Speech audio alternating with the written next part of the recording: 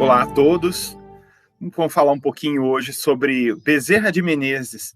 Bezerra de Menezes nasceu na cidade de Jaguaretema, no Ceará, em 29 de agosto de 1831.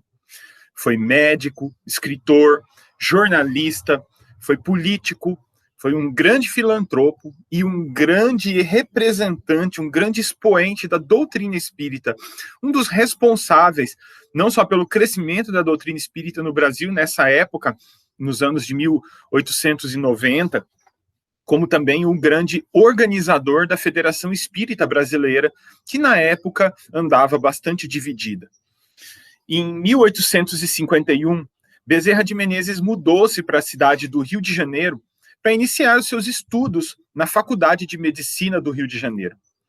Bezerra de Menezes viria a ser conhecido como o médico dos pobres, tendo dedicado a sua vida profissional e toda a sua vida pessoal ao atendimento dos pobres e dos desafortunados.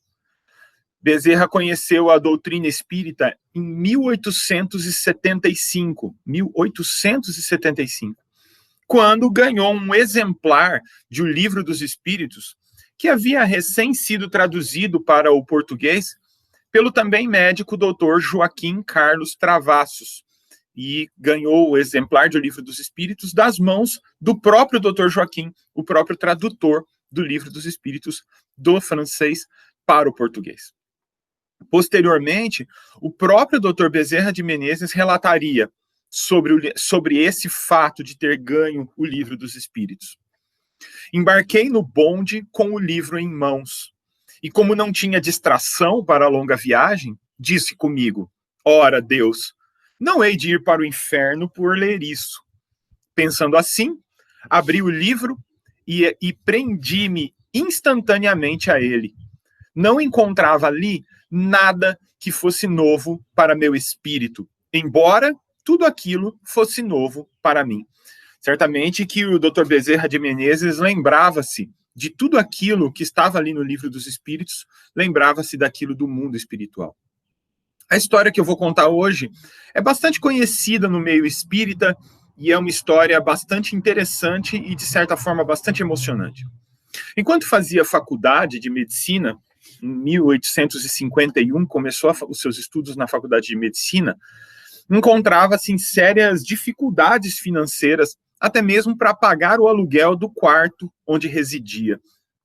Para conseguir algum dinheiro, Bezerra de Menezes dava aulas particulares para outros estudantes, cobrando ali um dinheiro, uma certa quantia de dinheiro, para poder se manter na faculdade. Certa vez, bateu-lhe à porta um jovem, dizendo que precisaria de aulas particulares de matemática. Bezerra de Menezes ainda argumentou que matemática não era uma das disciplinas que ele ministrava a aula. Ele ministrava a aula mais dos conhecimentos da própria medicina, e que matemática não fazia parte das disciplinas que ele tinha conhecimento suficiente para dar aula. Mas o jovem insistiu, dizendo: olha, eu pago a você adiantado por várias aulas, eu te pago adiantado, está aqui o dinheiro.